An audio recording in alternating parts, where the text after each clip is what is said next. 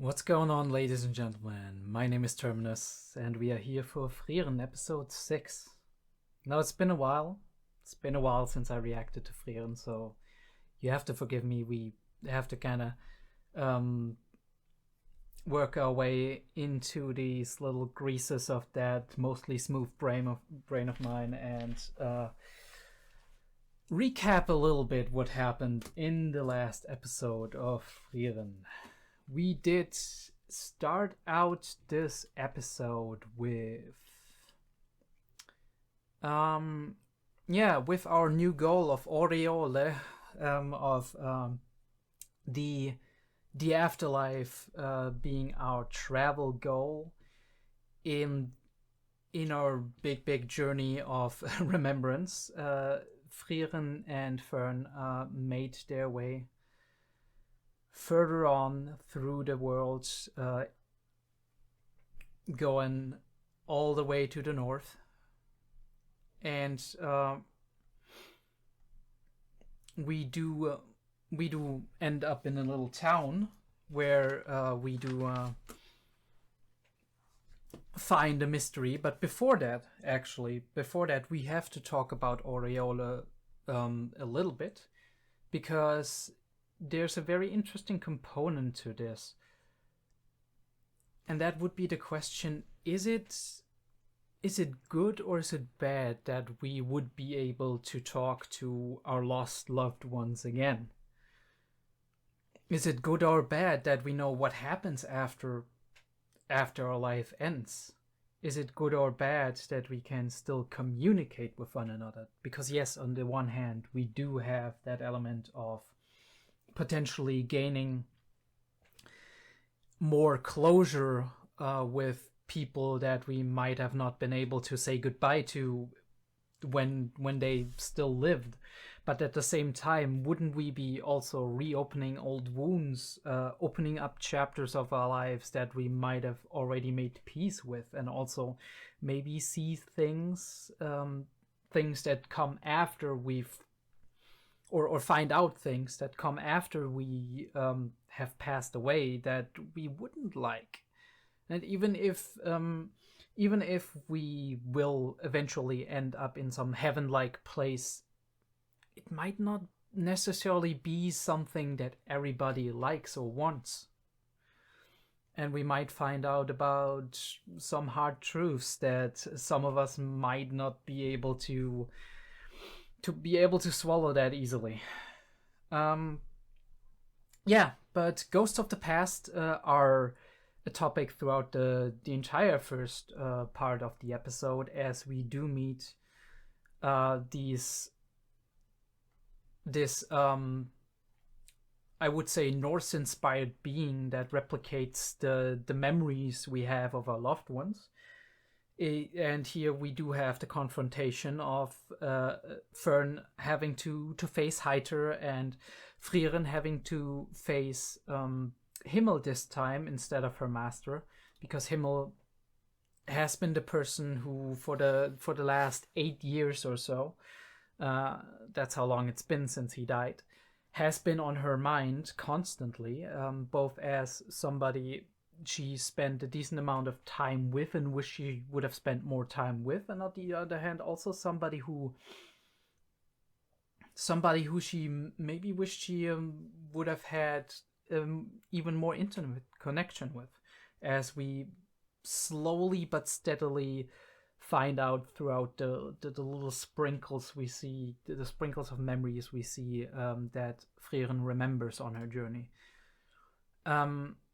We vanquish the monster, of course, but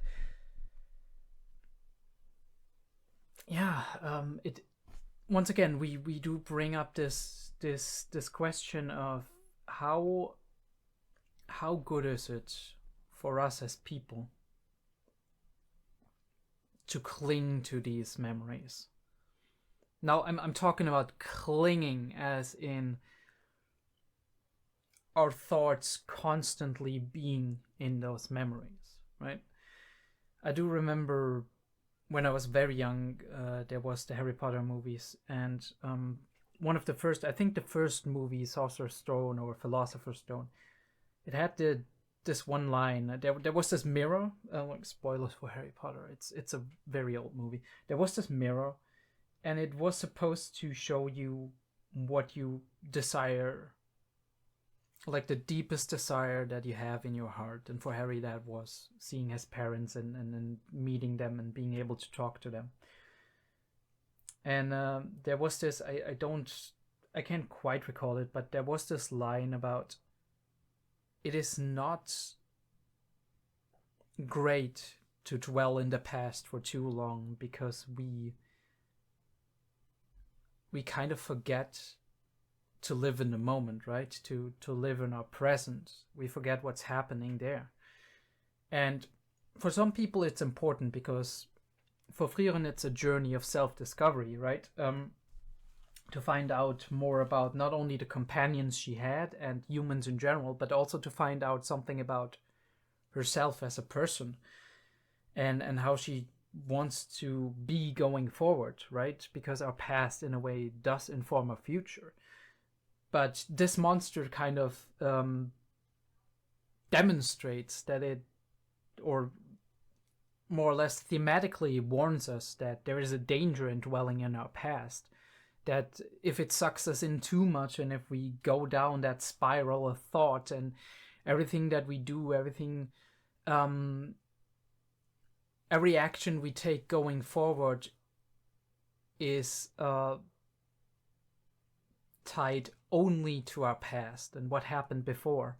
And if all our thoughts constantly rotate around what happened in the past, what did I do last week, oh, how did I do on that test? I mean, a lot of people know that if you had a bad workplace experience, or a very stressful test, or a social situation that was very uncomfortable to you, and after that, like for days or weeks after that, your thoughts are constantly circling around that. The problem is you can't change what happened. You can only change how you approach new situations going forward. So without our past, we are nothing, of course. Without our past, well, not nothing, but without our past, there's something missing for us. There's something that we should have. Our past is very important to define us as a character, to define our actions in the future. But at the same time, living only in the past can be not only very hurtful on an emotional level, but also very problematic, because it takes the focus that we have away from our present. Now in Frieren's case, in Fern's case, we do have the happy ending. We defeat the monster, and this proves in a way that neither Frieren nor Fern are too tied to the past. They have a lot to live for, right? They have a lot to look up to, and even here we do have that little smile of Frieren, that little positive aspect of having moved past that moment, even if she hasn't completely processed or overcome her past. But yeah, going from a more detailed perspective on this very moment that is very well presented, by the way, I would like to move on to presentation in general, and what I've noticed throughout these past few episodes. What I've noticed is that a lot of the presentation in this show is rather low level, right? We do have our emotional moments. We do have our beautiful, beautiful music. We do have our moments of remembrance, but we do have a lot of moments that are passed by rather nonchalantly, right? They're being brushed off almost. Not entirely, right? We do get the time, we do get the necessary attention to understand the moment, to pass through it, but a lot of it seems to be through the lens of an emotionally rather flat lens. And in my opinion, that very well reflects the fact that we are seeing most of the story through Frieren's eyes. I do believe that this is actually the case, that Frieren is the one through whom we perceive the world in this series, which makes sense, of course. She's the main character.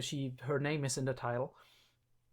And also a very interesting distinction is whenever we go over to other perspectives, which we have done before, for example, in episode 4, where we switch over to Fern, and Fern is actually following Frieren, trying to find out what she's doing, we do see a slight change in the directing of the episode, the way the shots are set up, the kind of the little background OST and what's going on.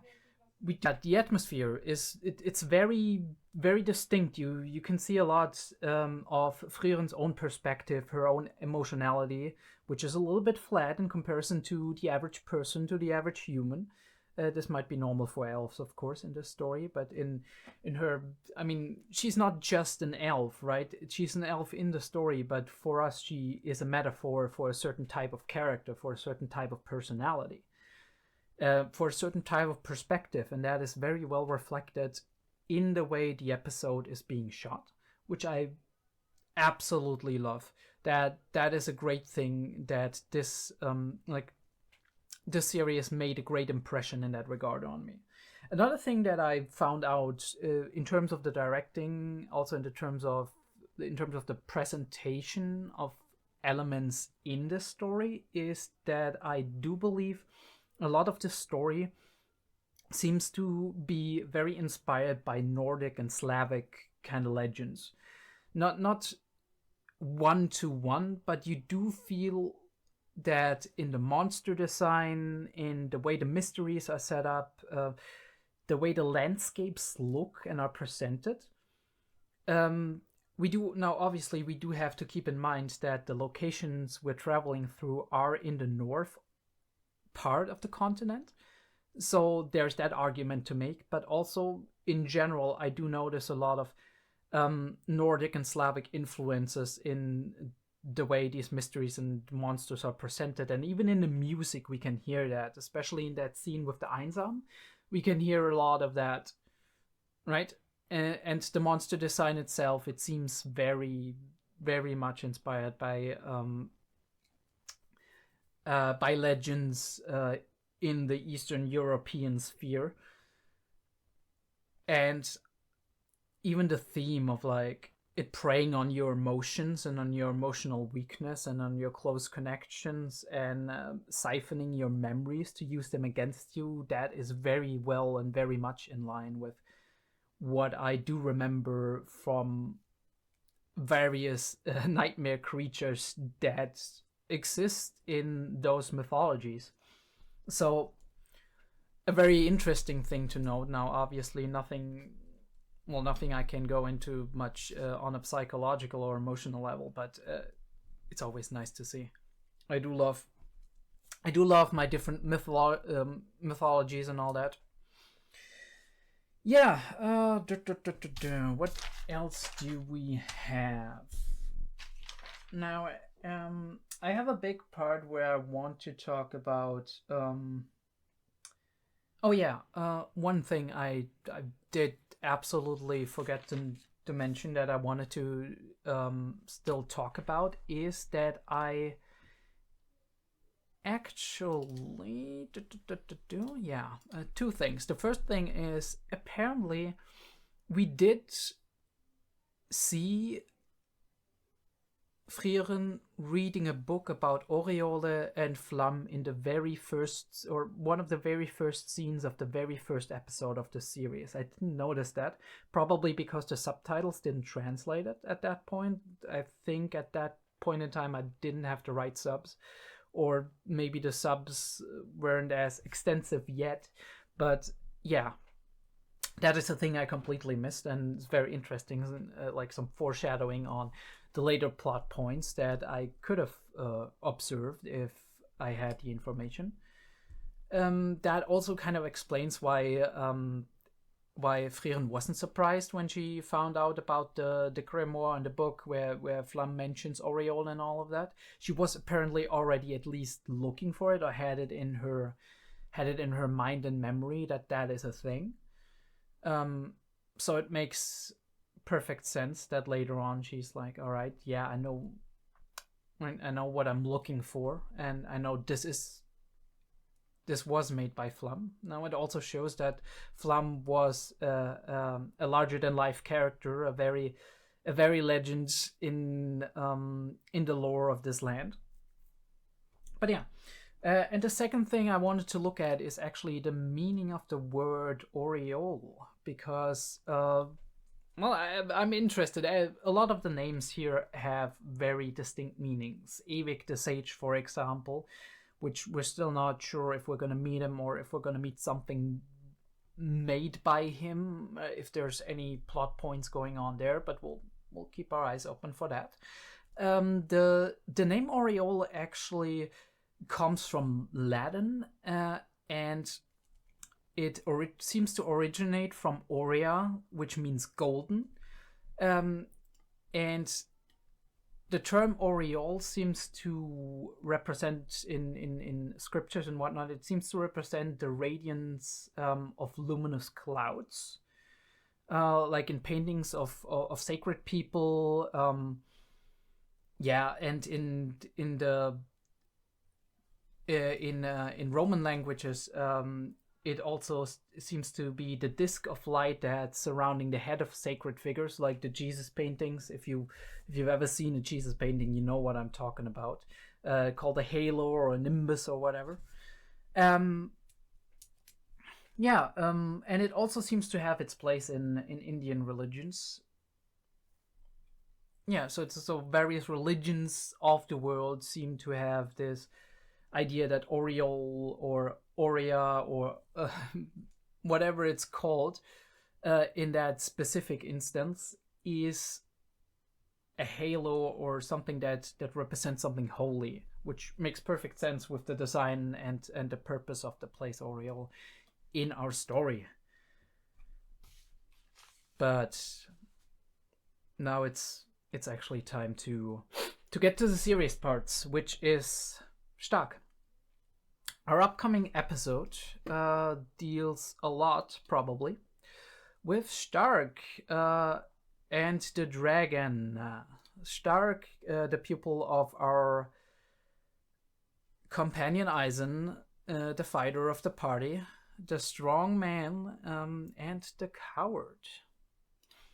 Now, I don't think we need to recap too much what happened. They met Stark, and Stark was kind of testing them on their motivation, but also revealed that he's kind of a wuss, that he's kind of cowardly, he doesn't believe he can win, and kind of got famous on accident. But Frieren believes he can make it. In light of this general theme, I would love to talk a little bit about what courage actually is. Because we have this general theme with Stark of courage versus cowardice.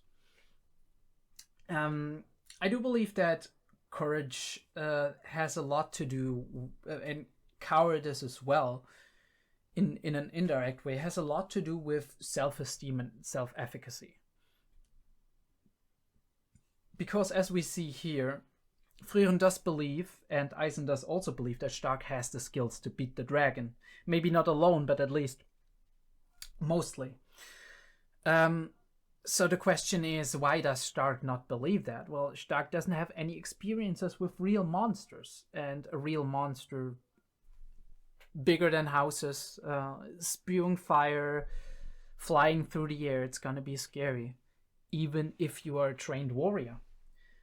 Beating beating a monster for the first time must be a very, very hard thing to do, because our courage in many cases, or at least our self-esteem or self-efficacy, the belief that we can do something on a skill level, depends on our past experiences. And if all the past experience that Stark had is training with Eisen and maybe beating a couple of low-level monsters or whatever, then obviously he would be scared in front of a dragon.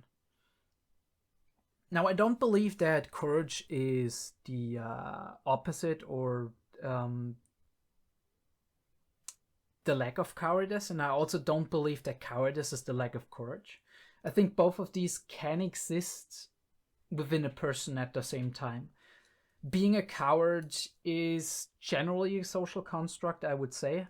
Cowardice goes back to fear, and fear is a human emotion that is very functional. It's very logical too, right? You see something that's bigger than you, that's stronger than you, at least seemingly, you right? You're gonna run away because you have to survive. Now let's kind of just look a little bit at the general definitions of courage. I actually looked through the internet a bit.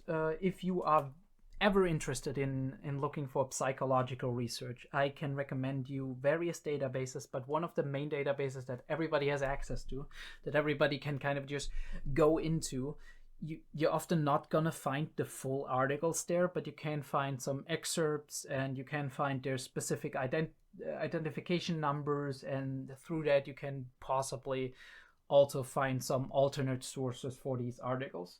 But yeah, one article I looked at was Larson from 1976, right? Psychology is a big field. It started way before the 1900s.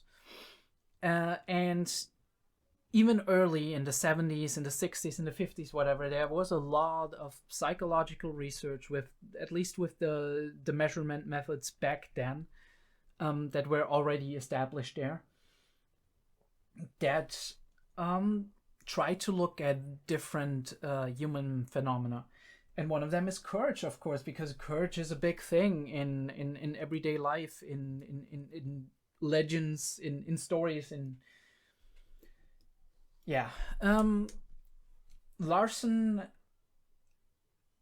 in his original definition, identifies two main forms of courage that he and his colleagues could observe, and that is, on the one hand, social courage, which, according to him, is defined as risk-taking in pursuit of a socially valued goal, right?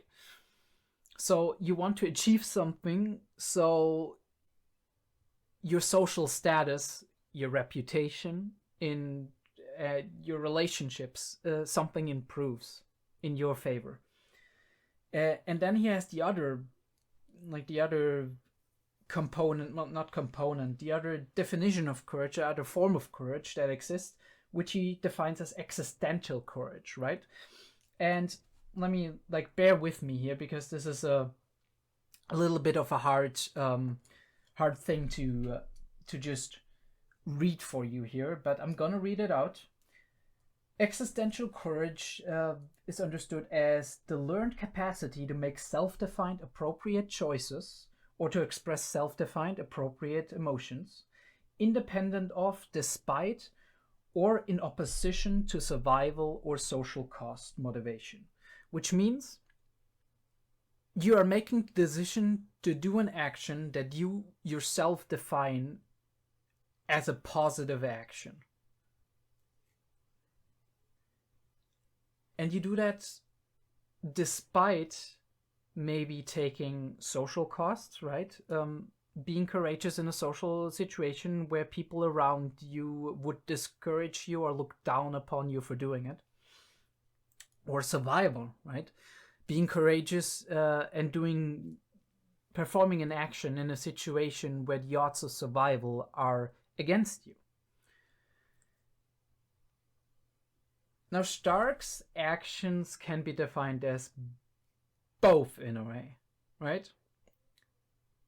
Following his own ideals, standing in the way of a dragon who is threatening innocent citizens, but also standing in the way of a dragon and gaining recognition as a warrior, recognition as a person. I'm pretty sure that Stark, if he trained under Eisen, dreamed of being a hero, right? And then he stands in front of this dragon and he's frozen, right? Some people might say cowardice, but I don't think it's cowardice, it's fear. It's his first confrontation with fear, with something beyond himself. And there's the fight or flight response. The typical response that happens for every human being. You either flee or you fight. And the flight response, it can also be the freeze response, right? You're frozen in place, you don't know what to do. You're not taking action to fight. You would like to flee, but there's this inner turmoil, right? The courage versus the fear. Doing the right thing versus surviving. And that is the hard thing to do, right? That is the really hard thing to do here in this situation. We also do, I also put that out, Hannah et al. 2007, a more recent study that looked a little bit at how courage can enable us, or how a courageous action can enable us to gain more courage down the line. This is character development in action, right? It's like the real character development. That is the real life character development. There's this theory that poses that positive psychological states and traits do exist in a base form. And those are going to reduce the level of fear experienced when facing risk, right? Maybe you're a courageous person to begin with, or you have specific psychological states, in this case, motivations being fired up, right? Motivations can be saving your loved one, saving someone you care about, standing up for the right thing, right? And they reduce the level of fear you experience in the specific situation when you're taking this risk. Now, combine that with core values and beliefs. I believe it's the right thing to do to stand up for the helpless. I believe it's the right thing to do to vanquish or to defeat monsters that are rampaging and causing suffering. And that all of that creates a general courageous mindset that you go into a situation with. Now, if there's any forces, normative or informal social forces, informational social forces. In this case, it's cultural aspects as well, right? You maybe you grew up in a culture where it's being seen as being heroic and courageous if you stand up for a specific group of people that can't help themselves, or stand or throw yourself in the way of traffic to save a child from being run over by a car, right? These myths, these general legends that creep their way into our stories, into our books that we read, into the games that we play, into the movies that we watch, and those core values, those social forces are being imprinted on us, right, as we grow up and we learn them, and combine all of these forces, and we might be more likely to be courageous in specific situations, right? It bolsters courageous actions. Now, what happens after having this courageous action, after performing the courageous action and being successful in it? That is also a very interesting thing, because if we look at it, we have certain attribution processes in our minds, right? We attribute this situation, this action we took, as a positive outcome. And that influences how we perceive ourselves, right? Now, let's say Stark goes into the situation, he stands his ground, he says, okay, I can do this. People believe in me, they expect of me to do this. It's socially accepted to do this. I want to be a hero, and a hero in this line of work, in this country, a hero is somebody who stands up to evil, who stands up to monsters, who helps people, who defends people. And this is what he would be doing here. Let's say he's successful in what he does. Let's say the belief that Eisen has in him, that Frieren has in him, is being justified. And he, in conjunction with Frieren and in conjunction with Fern, manages to defeat this dragon. Now what happens then? Well, first of all, he's gonna have success. Second of all, he's gonna be admired by the people around him. Even more so since his reputation already built up as somebody courageous, somebody who stands his ground. Although he might not have felt like that on the inside, it's still, I mean, he stood his ground, more or less. Even if he was frozen in place by fear. But now he's gonna be like, hey, I can do this. I'm skilled. I'm strong. He's gonna be, okay, this was the right thing to do. Right? Socially, morally, it was the right thing to do. I defended my ideals. It's gonna reinforce his own beliefs. It's gonna create an experience that is authentic for him, right? That feels like he's confirming his own identity, that the person he wanted to be. This is, in my opinion, also one of the reasons why the make it till you fake it philosophy can work in certain circumstances, right? Even if you're still not up to the task, you want to get there, right? So you're pretending you're a little bit better than you actually are, but you're actively trying to get there. And the fact that you're pretending it and the social pressure that comes with that also perpetuates you, motivates you to be better, to do better, to learn more about it and actually get to that place where you are the person you thought you could be, or that you want to be, or that other people believe you can be or already are.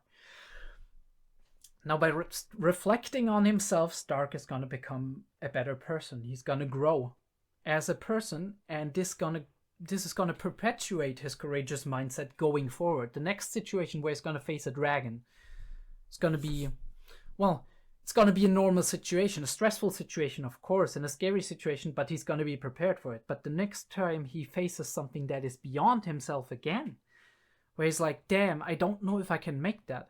He's not going to run away or stay frozen in fear. This time he's going to look at the situation realistically. Well, not realistically. We're all subjective, right? But he's going to look at the situation a little bit differently. He's going to be like, okay, maybe I can do this. Maybe I do need help. I could ask somebody else. But I'm not going to stand there and not try. I'm going to try, and if I'm close to dying, I'm going to get the fuck out. But I might as well fucking try. And this is going to be a pattern going forward, I think. If Stark actually is successful and pulls through. But I don't doubt that, because Eisen and Frieren both believe in him. And we did see his demonstration of power just at the end of the last episode. Yeah, one last thing. I know I'm talking for a long time, but the components of courage. Current 2014, even more recent. Somebody looked at workplace courage, but they did use general models of courage and ideas of courage to make their own theory about this specific phenomenon and on the workplace and whatever. But components of courage that have been identified in various studies, even before that, have been we're trying to define courage. What is a courageous action? And a courageous action in this sense would be having a morally worthy goal, having risk, threat, or challenge, an obstacle to overcome, and taking intentional action. And all of these things are things, in my opinion, are things, in my opinion, that Stark already did. He just failed on the last step, right? He didn't take that last step. At the last moment, the fear got into him and he froze. But he had a morally worthy goal that he perceived as the right thing to do. He had a risk or an obstacle, a threat ahead of him, which is the dragon, and he took intentional action. He put himself in front of those civilians. So he does have the core capabilities to develop that courage to perform this courageous act. And obviously, as components of of courage, as we have already said, self-identity is a very important thing.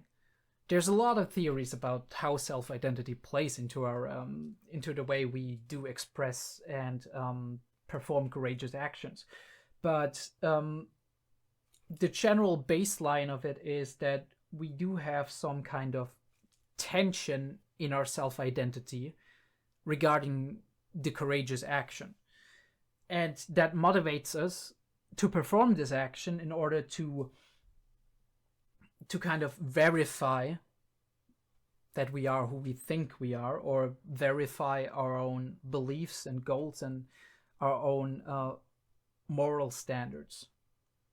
And then we do experience this as a positive, authentic experience, which is going to encourage us, as we said, as I explained just now, to perform more courageous actions in the future. But yeah, it's going to be a positive experience in the end if he succeeds in doing it. It doesn't matter if he succeeds in doing it alone or if he succeeds in doing it in conjunction with Frieren and Fern. He's going to come out of this stronger. He's going to come out of it stronger in mindset, especially. Not stronger as a person, as a fighter, stronger as a human being, and maybe also better in identifying his own skills and appraising his own worth. And that is what I hope is going to happen this episode. But yeah, we talked long enough. I don't know how coherent all of this was. I'm going to be very honest. I do feel a little bit off today. I've been sick for the last couple of days. I know, sick again. I don't know what's happening these days. It's just winter probably. But I'm feeling good enough to make this, to do this episode, to do this reaction. And we're gonna just roll with the punches here. I do have a couple of things that I do want to note down during the episode, but aside from that, I think we're just gonna cut. You know the deal. Picture in picture is in the description or in the comment I dropped down below, and I do hope you enjoy the episode. Alright, we are gonna set this to around 70-80%. There should be enough to have a nice sound. Gonna check my mic works, yes. And the desktop audio also works. Okay, then we are ready to go in a 3, a 2, a 1. Bam! Alright, let's see what they're gonna talk about. He's strong. Alright. Right into the OP.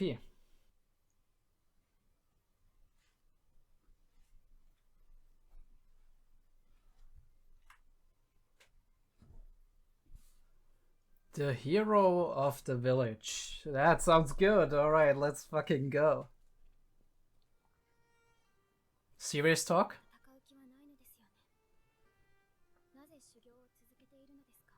He does though.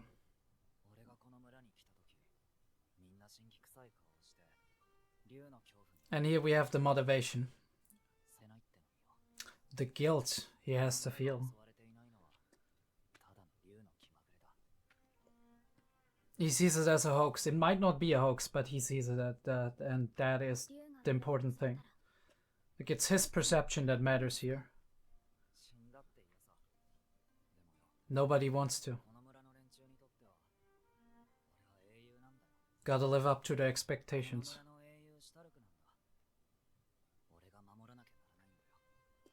He has no choice, at least in his mind.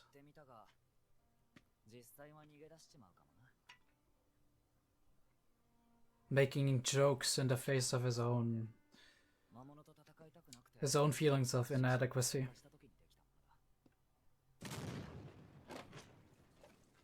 And now we see the backstory. Eisen and Stuck.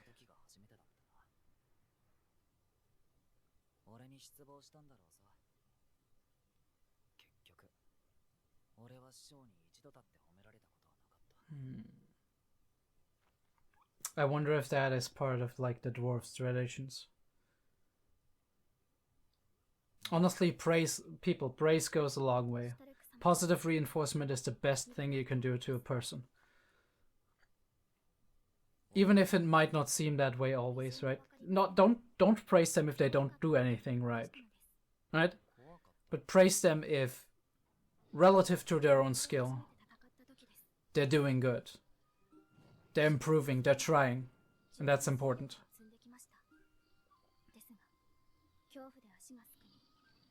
Alright, and here's our connection.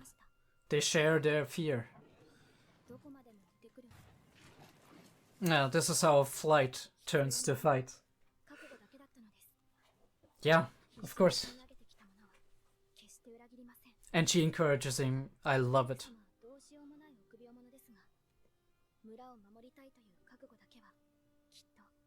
And this is something they share as well.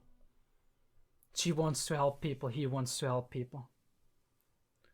This is their 2 points of connection.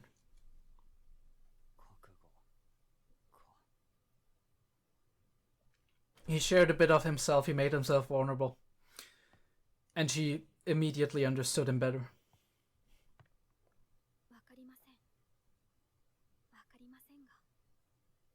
She has a positive expression on her face that tells me everything I need to know. Never mind.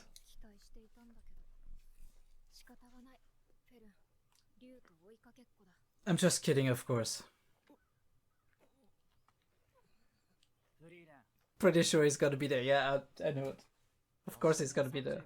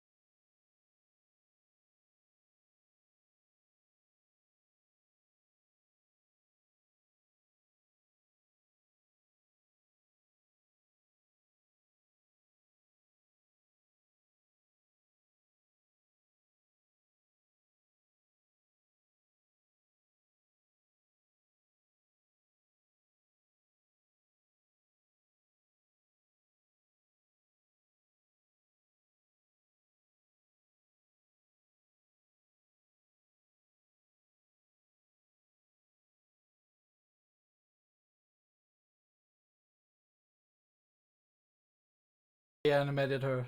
It's very goofy.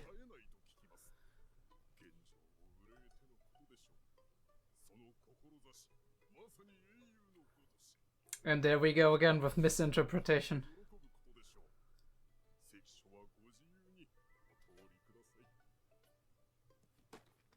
No, I didn't want to.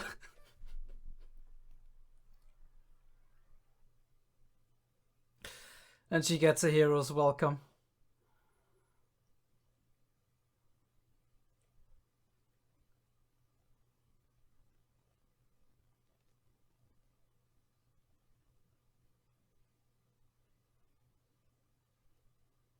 Something tells me the story was a bit different. Or maybe not. Maybe I'm wrong.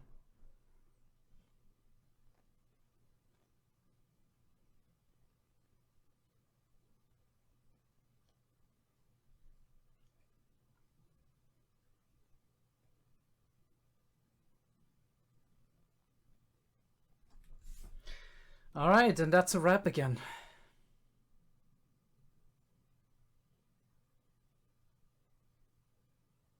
Trailing along the deserted train tracks, crying excessively, wanting you to smile.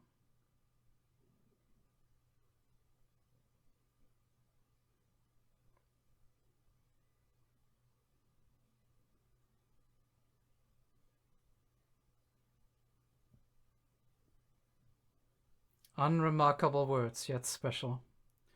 The lyrics are very pretty, like very nice.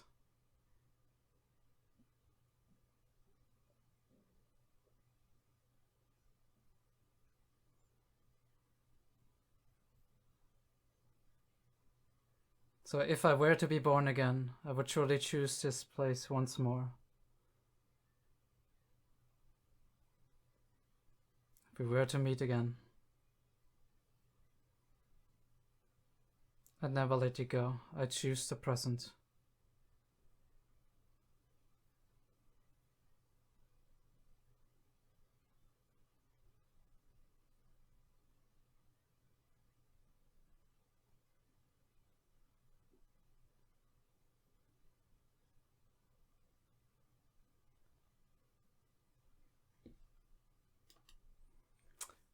That is a very interesting text. I wonder if it is from the perspective of I'm wondering if it's from the perspective of Himmel or if it's from the perspective of Frieren.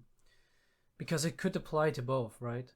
If I'm born again would suggest that, I mean, it doesn't necessarily suggest that, but it would maybe suggest that you already died, and if you were born again you would do some things differently. But at the same time we do have these lyrics referring to choosing the present, which is Frieren in a way, that she regrets not choosing the present and not enjoying her time and more with Himmel and actually getting to know him even better than she already has. But yeah, another episode, episode 6 of Frieren. I don't know if there's a lot to say, but we're gonna make a quick cut. I'm gonna write down a little bit something that I want to talk about. We did a lot of the pre-discussion stuff. I might actually just want to hop into the next episode right away and go on. There's a couple of things that I'd like to talk about, but a lot of it I actually talked about it pre the episode, which I'm very happy about. But yeah, see you then. And we are back. Welcome back to our discussion here. Yeah. Where do we start? Okay, so. I think we already talked enough about courage in general. This is actually a very good still frame for me to start out with. We talked about courage pre-discussion a lot, and I do think there's not a lot we have to establish at this point. The only thing I'm going to say about this is that in the beginning of the episode we do see that Fern is confronting Stark and they talk it out. Fern is connecting to Stark through through her own experience of her first monster encounter.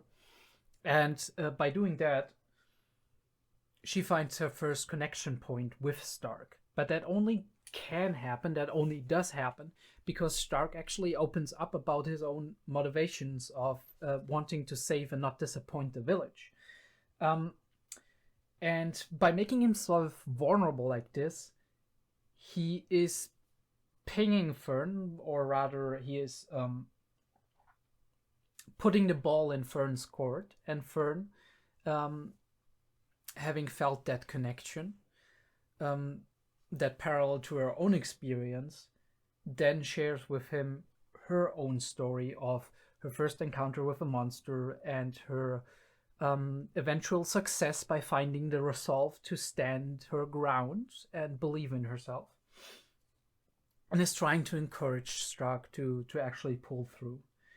And I do think that is one of the main connections that Fern and Stark actually have, is that both Stark and Fern are people who want to help other people, who do have the strong desire to do good in the world and to live up to the expectations of the people around them. And that is, in the end, also something we will talk about later, because it comes up a little bit later in the story when we talk about Eisen and Stark and what happened between the two of them. Yeah, so from this conversation, it becomes clear that Stark feels inadequate, mainly due to one occurrence that happened between him and Eisen when they broke apart, when Stark went his own way after Eisen punched him. And Stark's interpretation of that was that Eisen was angry at him and disappointed and whatnot. But as we can see later, this is absolutely not the case. Which is where we do see that it is very important to actually voice your own feelings and thoughts to the people around you.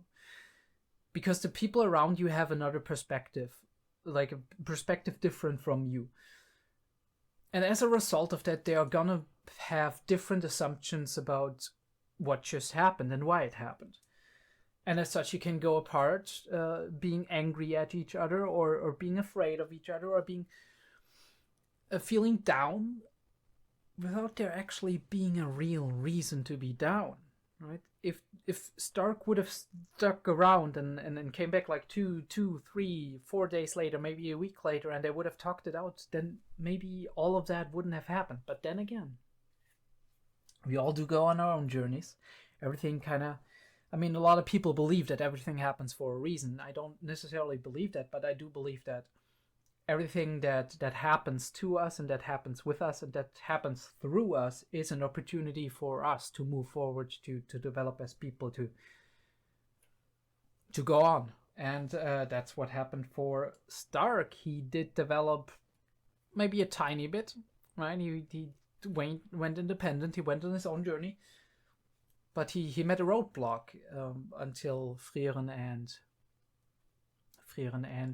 Fern came along. But yeah, we played the whole thing up as a joke. First of all, I do think this, like, breaking the touch barrier here between Fern and Stark is showing that Fern seems to acknowledge the motivation and the hard work that went into it. And she is expressing her belief to Stark that he will not run away and that he's gonna be fine. And encouraging him to be strong and to find his resolve. And we do have the first little glimpse of positive emotion from Fern to Stark, or from Fern thinking about Stark and what's probably gonna happen. And we do use that with a perfect setup, perfect comedic timing of just letting the situation simmer enough to go into the next day, pan down and watch the two of our main characters being absolutely fucking stunned by Stark not being here. Yeah, I mean, I do love the serious comedic style of just breaking the tension by having those little comedic tidbits in there um, that calm down the situation again, right? We could have just kept building that tension of, is he gonna make it? Is he gonna make it? And he's afraid and whatnot. And we could have dragged this out, but instead we went into the next day with the same tension that's still up there, with the stakes still up there, and then we dropped that tension by initiating this fun and comedic moment for our audience to kind of relax a little bit, right, before the big thing happens. Because being on a constant emotional high, being on constant tension within an episode is just rarely gonna work. I mean, there's a few examples where it really works, but that is also because the entire series built up to it. One example for that is, I think it was episode 4 of the final season of Attack on Titan, if you know that one. I'm not going to drop any titles, I'm not going to drop any spoilers, but that was perfect tension throughout an entire episode, but that's also because it has been building up for so long. In contrast to that, most of the series and most episodes within a series can't keep that attention forever. I do also like, by the way, if we are on this little still frame here, and I do see that these little dots of white are just like smudged in white. And still, to us, it seems like the light is coming through the treetops and shining on her head at irregular patterns, which, again, art is fucking amazing. But yeah, we go past that moment and have a little bit of back and forth between Frieren and Stark. And Stark finds it funny that Frieren asks him why he's going to do so much for these people. Since he's been living here for 3 years, he knows these people at this point, right? They're friendly to him. They put their expectations and hopes into them. He knows personal details about them, probably. So for Frieren, again, we have that little quip about the different perspective of lifetimes, where Frieren is like, well, it's just been 3 years, and Stark is like, well, like heck, it isn't a long time. For him, who's only lived maybe, I don't know how old he is, 17 years, 18 years, something around that, maybe 20. Of course, that's a long time. And we confront the dragon. We face a big dragon. It looks a little bit weird there, but we do have the parallel between Stark's hands that are trembling and Eisen's hands that are trembling. And we do establish that fear is a good emotion, right? It warns us of danger. It tells us that we're alive. There are people who garner a lot of strength from fear, from feeling that fear and then overcoming it, because it gives us a feeling of strength and self-efficacy, as I said earlier, and control over our lives if we manage to overcome the difficulties, the obstacles that present themselves to us, even if that obstacle is just our own emotions. And I put that just into quotation marks because it is far from a trifling thing to overcome your own emotions sometimes. But yeah, we do move past that. Stark has his encouragement, and he goes to confront the beast. And I do absolutely love this shot. Whoever thought of this shot, it's amazing. Seeing because it's not from the perspective of the monster, right? If you would be seeing it from the perspective of the monster, you would see its nose, right? It's nose, I'm saying. No, you would see its nose and all that, and not its nostrils and not its teeth. But what we're doing here is we are exemplifying that Stark is in mortal danger here. That his size, as we can see, even if it's a little bit of a distance away, is a mere speck in contrast to this giant dragon, and also that The dragon has very, very sharp teeth, and if Stark comes in between them, he's gonna be dead, no matter how strong he is. It builds up the tension, it builds up the stakes, it builds up this dread, and I do also love how visually enclosed Stark is. It exemplifies it increases this feeling of being in a situation where you are pressed, right? Where you are caged into a situation that is very, very scary.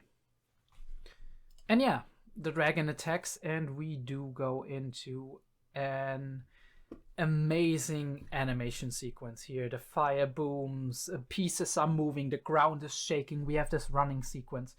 And there's a couple of things that this reminds me of. The first thing this reminded me of was Osama ranking. If you've seen Osama ranking, one of the last episodes, there's this amazing shot that was definitely partially CG'd, partially motion tracked, partially hand animated.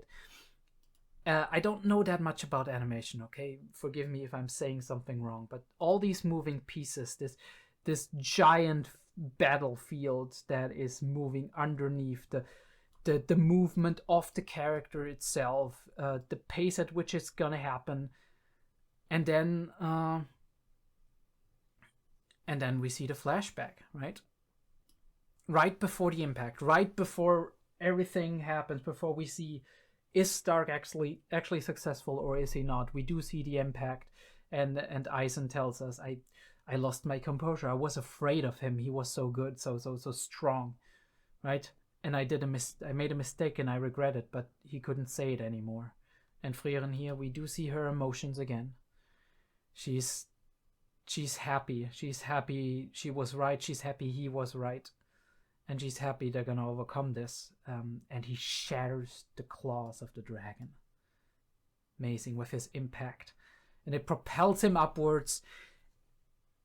And gravity does the rest, right? It gets him down again. He's riding the dragon. Like I said, this is some D&D shit. It's an amazing sequence. With changing perspectives, with motion that makes sense, with motion that is very intuitive and is very, very nice to look at. The wind forces the movement up and down, and he uses this to his advantage, gains the momentum, and brings down the axe. And we do see at first, well, the impact frame, of course, the amazing impact frame. But we do see, of course, first that Stark is like, come on, do it. We need to finish him off. He doesn't believe.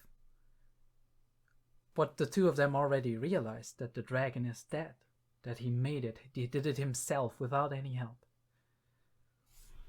And that proves sometimes that the monsters we're trying to face, the monsters that are ahead of us, they're not always as big as we would like them, or not like them, as we would believe them to be. And sometimes the difficult thing is gaining your resolve, pushing through and actually doing the thing. And doing the thing itself is difficult, yes, but it's far less difficult than taking that first step. But yeah, I was just gonna check for a second if I'm recording, because I'm kind of paranoid like that. That being said, I do want to go into...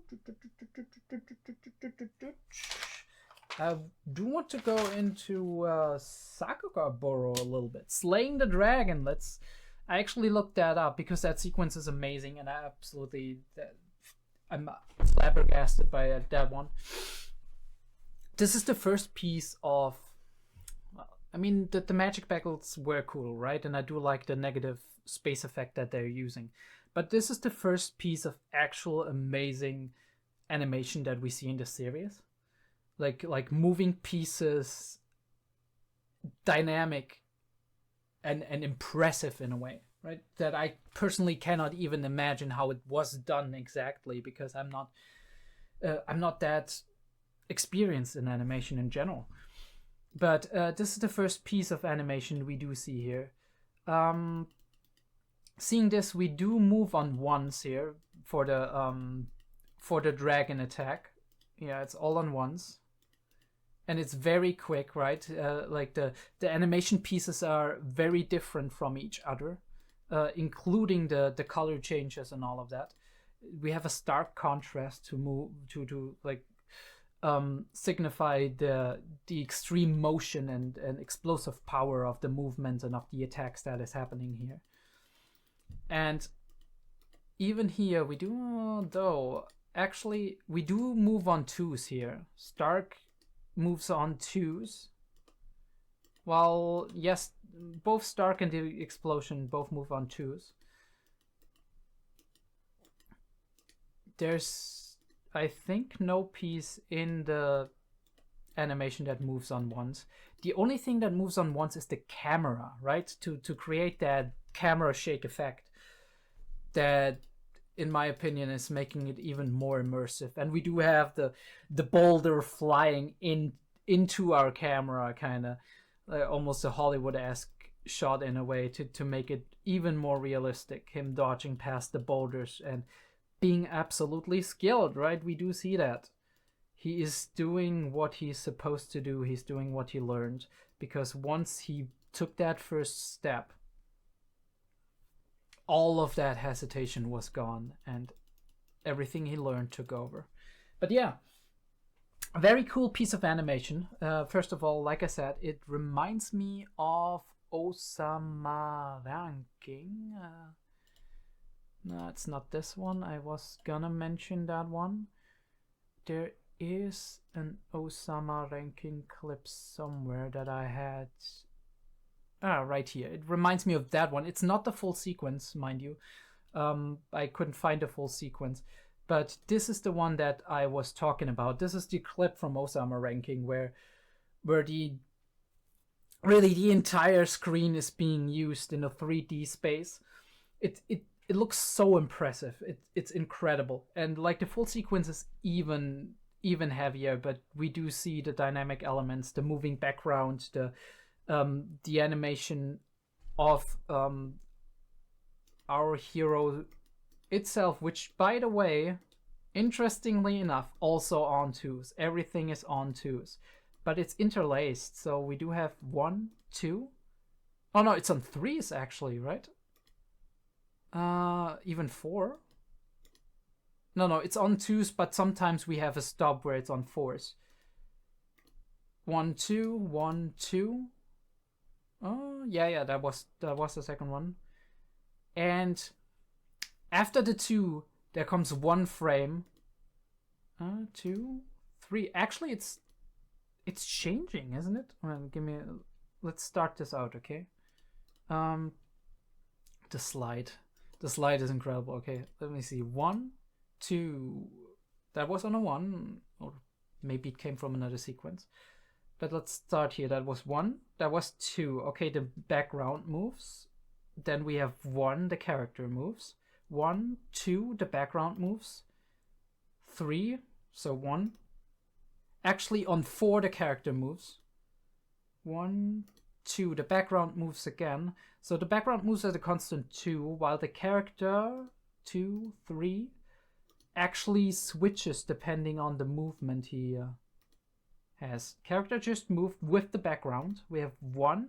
He moved on a 1. Then we have 1. Background moved, by the way, again, which was a 2. That is a 2 as well, right? Character moves. 1, 2, character moves. Background moves at the same time. Last time, only character moved, right? Background moves at the same time. 2, 1, 2. Nothing moves. 3, the character moves. Background moves on a 3. Right. Background moved. 1, 2, 3. Oh no, it's a 4. So we do have I'm not getting like a consistent pattern here. Maybe that is the amazing thing that makes it so dynamic, to actually manage to change the pace of the movement in a way that feels not choppy, right? because we do have that constantly. Our background moves here and our character moves. So we have 1, 2, nothing happens. 3, nothing happens. 4th frame, both move. 1, 2, 3. On 3, the background moves again, right? First we had 4, then we had 3. Alternating. And now 1. Oh, back again. 1. No. 1, 2, 3, 4, 5. Actually, it moves on 5. Right? The character moves on 5 now. The background moved on 1, 2, 3, 4. Background moves on 4. So we do have like the background that started moving on 2s in the beginning, then moved on 4 to speed it up. The character moves in different paces, which is very interesting. But this entire sequence kind of seems reminiscent of what I've seen here in Frieren. But there's actually a sequence that I not immediately thought of, but also that makes perfect sense to me. And it also makes sense to me in light of who's actually animating these sequences here. Because Shota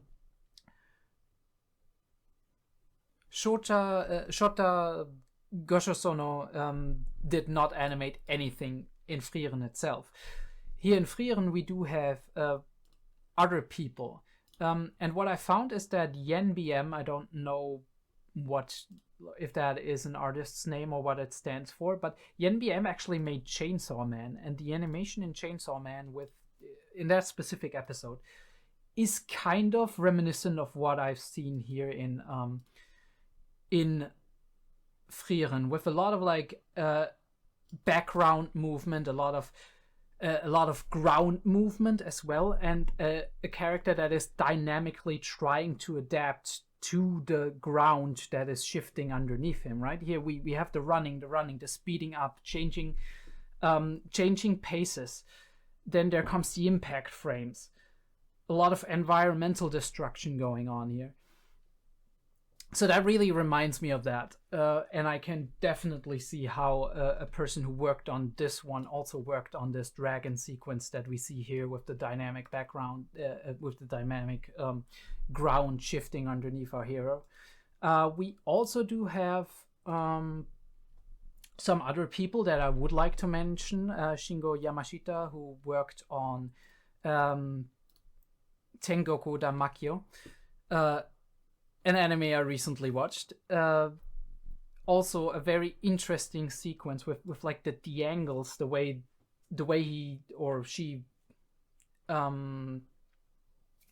does shoot the angles, right? I mean, obviously this was a collaborative work as well, and obviously our dragon sequence is as well, because who the fuck would think that this is a sequence that anybody would be able to animate alone? I mean, I'm sure people could do it, but it's not a thing to normally do it. That was the wrong clip, actually. All right. There we go. I actually also, I can see how Tanaka here, Hironori Tanaka, sorry about the names, by the way, I'm trying my best, has worked on Tatami Galaxy. It's not that similar to Frieren, but at the same time I do, just from the point of animation and the flow of Tatami Galaxy, if I just remember this amazing intro sequence of Tatami Galaxy, I can see how specific experiences from that work of art could be transferred to something like this sequence. Now that doesn't have to apply necessarily, that is not a clear conclusion to come to, but I can see a lot of interesting and talented individuals have worked on that. And I'm gonna try to include this list of people, so you can look them up if you want to, if you're interested in their works of art, because that was a great sequence. The second thing I wanted to do with Sakugabooru is actually this little sequence that comes later on, but we're gonna pace ourselves. I'm sorry, I've been eating, by the way. That's why I'm probably like burping a little bit. Yeah, that is this interesting sequence in Sakugabooru, but let us continue and come back to that later. One thing I find very interesting is how they all evaporate when they are dead. That is something I'm very curious about, because it seems to me like this is a natural thing for monsters, but is it a natural thing for humans as well? Or is there a special plot element that is connected to that? And here we go. Encouragement. People, encourage your friends, encourage your family, encourage your children, especially when they're making new experiences. They don't have to be prodigies in their field for you to encourage them. It's very important. Positive reinforcement is one of the main sources where we do gather our positive feedback from, where we do gain self-confidence, where we do make learning experiences, right? It's not a crime to say, I'm proud of you. It's not a crime to say, hey, well done, you exceeded my expectations. You're not going to be, right? Tough love is a thing, yes, but it's shown. It's been, at this point, it has been, I don't want to say proven, because in psychology, nothing is, there's a spider on the ceiling. All right, interesting. In psychology, nothing is proven, but it's heavily supported at this point that positive reinforcement is far more valuable and has a far greater effect, positive effect on people than punishment, negative, or any other form of negative reinforcement can have. So do it, people, right? If you want to encourage someone to do something, if you want to help someone to learn something, to overcome something, to make good and positive experiences and improve in what they want to improve in, then, well, praise them if they actually make steps towards that. And it doesn't matter how big the step is. Obviously, your emotional response shouldn't be like, holy shit, you did the first thing, right? You did the thing. And then it's just like a tiny step they made, but right? Appropriate responses. Yeah.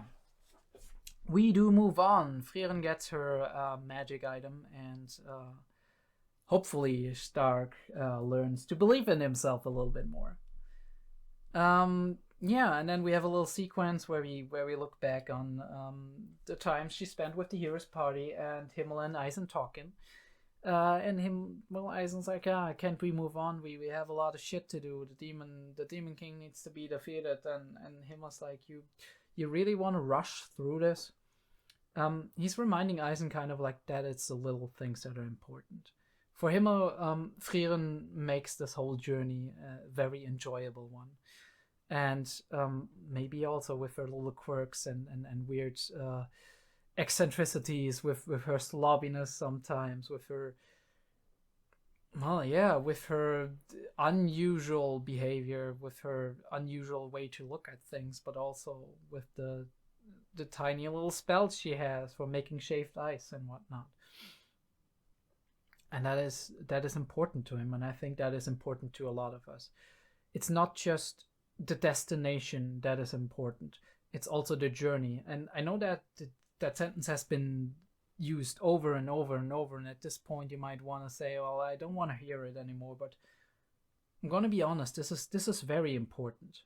If you can't enjoy the little things, if you can't just sit down every once in a while and have fun with your friends, even if you and your friends later have to do that important thing that you wanted to do to reach your goals, to right, or just to fulfill your duties or whatever. But it's important to have that time to yourself, and with your friends, and just enjoy the time being alive and being in the moment. And I think Himmel was a big advocate for that, and I do thank him for that, because it's very important.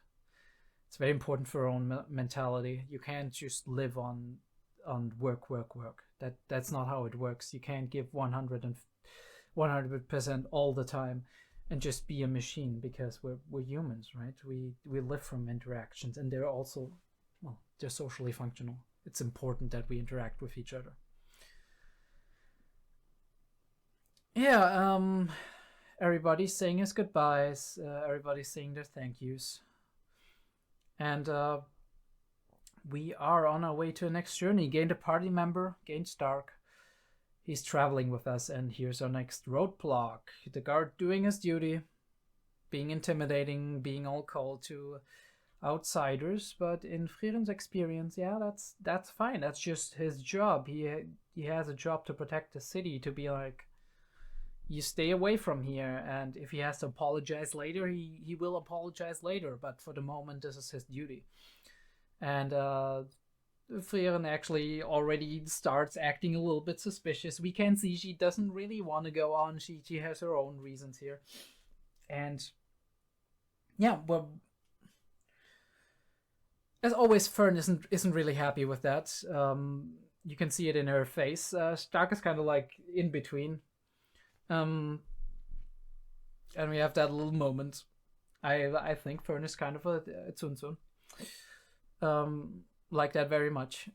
We do have a lot of stereotypes in here, but they're not too thick. It's just like a little smidge, like a little sprinkle of it.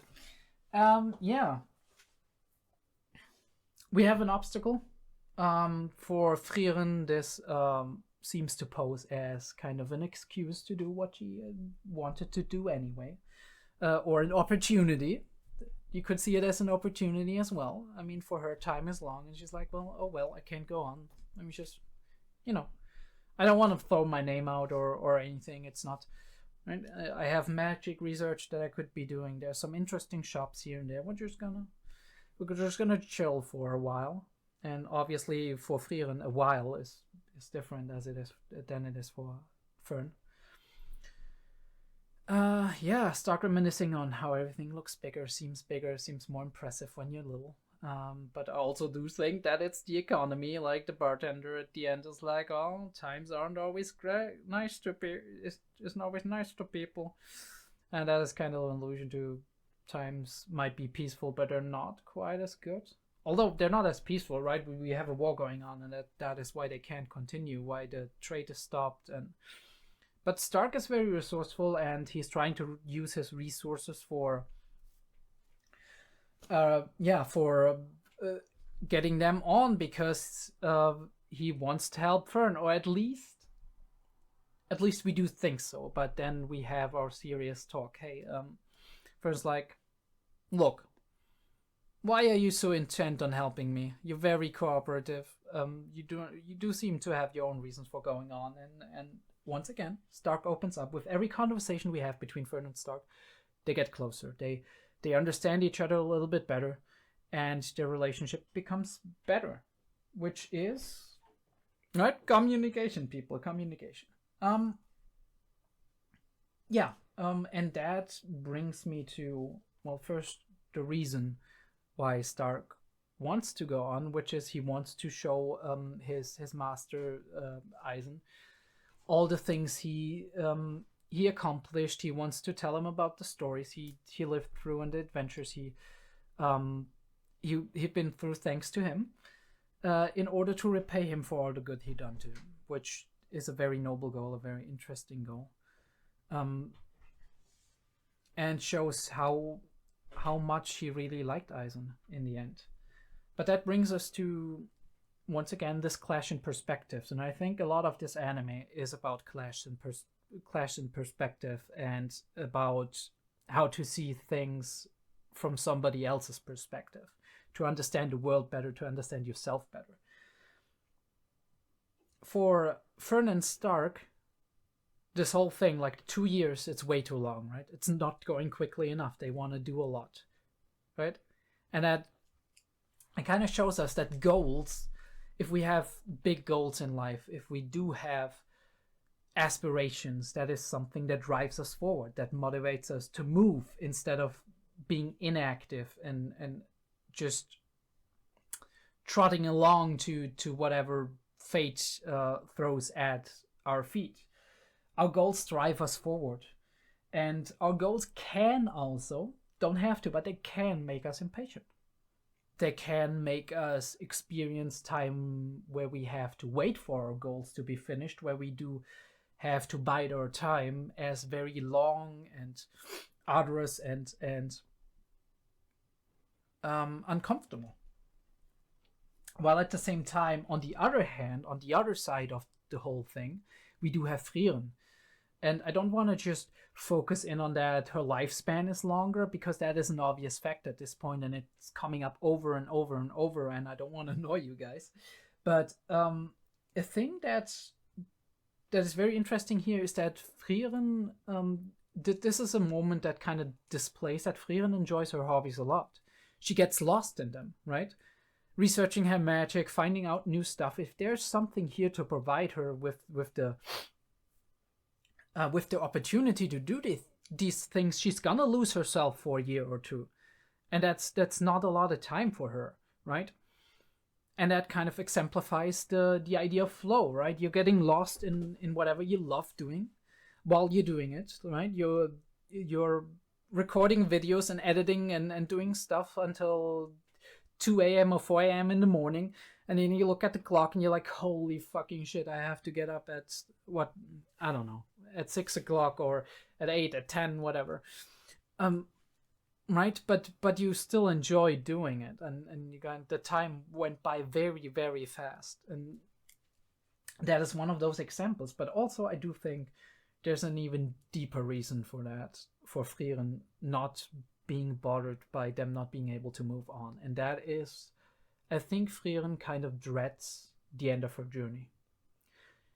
I think Frieren is trying to stall here, and I don't think she's doing it consciously. I think she's doing it subconsciously. She might not even realize that she is doing it.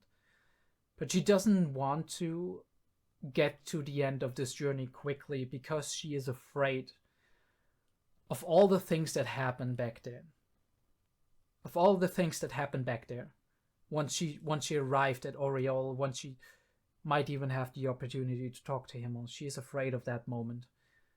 Because of all of those unresolved feelings, because of all these memories that she hasn't processed, because of all the changes that are happening right now to her. And maybe all of this is going too fast for her. And we don't see that well, right? Frieren is a kudere. Well, obviously that's a stereotype, but Frieren doesn't show her emotions on her sleeve. She doesn't wear them on her sleeve. She keeps them bottled in, and sometimes she doesn't even realize herself that these emotions are inside of her until they break out. We have seen that multiple times when she starts crying about something, or you see a wry smile coming out of her, and I don't think she always realizes that this is how she looks. It's not like we people are looking into a mirror every second of our lives. We don't always see how we look. Like when I'm normally talking like this, I don't always see, do I smile, do I frown, right? What do I do with my hands? Obviously I do see my hands going out here and there, but we have a different perspective on ourselves, and a lot of how we define ourselves is also informed by how others perceive us and how others, the feedback others give us about ourselves. If somebody's going through life, for example, and every time they encounter someone, they're being told they're ugly, even if they're the prettiest person in the world, that might have a very, very negative influence on how they see themselves. Body dysmorphia is a thing for a reason, right? It's not only a genetic thing. It's not only a thing that is based on, right, on outside sources such as bad examples in social media and whatever, but it's also a thing of feedback, right? If somebody tells you you don't look good, or if somebody tells you you're not a nice person, that impacts you. Even if it doesn't immediately impact you, if it happens a lot of times, it's going to impact you. And in a way, we are reliant on other people to define ourselves and to realize who we are and what we do. And I do think Frieren has a very especially hard time here. And yeah, to come back to that, to what I was saying, I think Frieren is stalling the journey. Subconsciously, she doesn't want to arrive at that end because she's afraid what might happen. She's afraid it's going too fast. especially in her perception of time. And that brings me almost to a close. I actually do want to look at that last, at this shot we have here, which is the moment between Fern and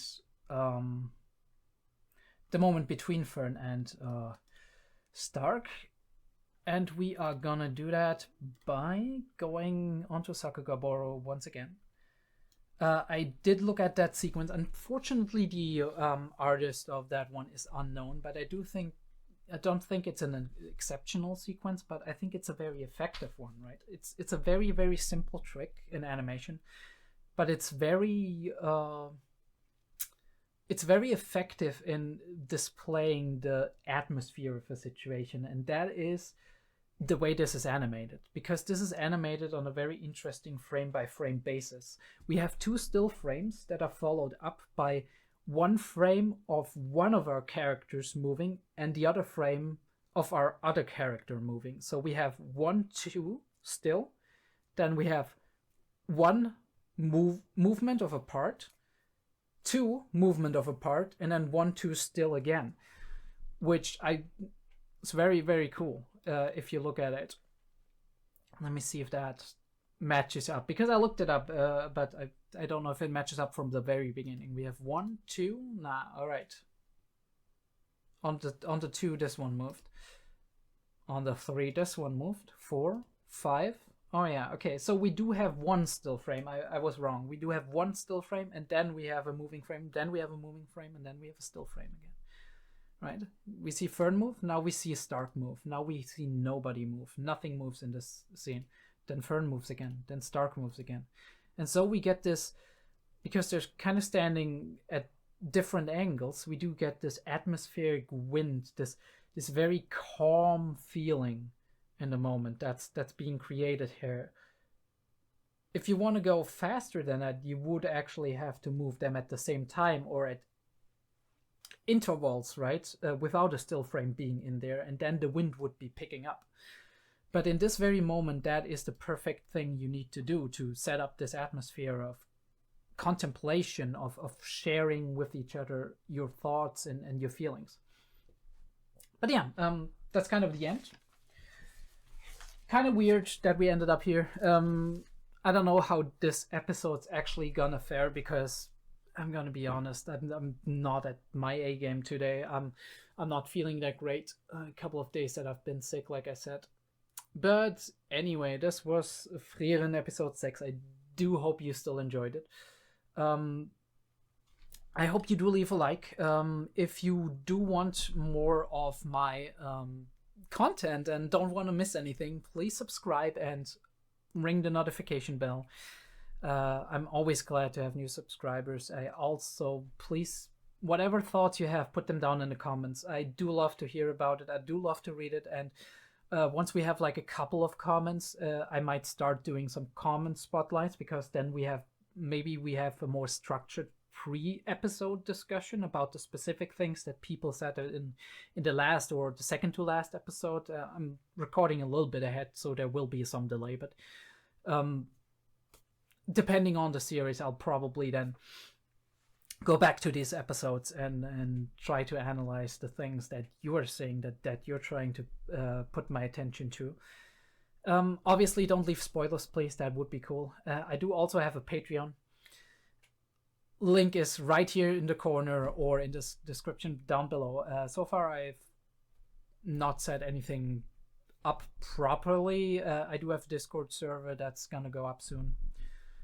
So that's a cool thing. I'm thinking about maybe making it just an open server at this point, and later on making the benefit of people joining the Discord the $1 here. For now, I think it's best if people just join and discuss anime and everything. Now, I do obviously reserve the right to kick you if you're being rude or if you're just starting trouble. But other than that, I do generally accept everyone and anyone who likes to discuss anime and likes to discuss whatever, right? I mean, it's not just anime, it's media, it's the internet, it's games.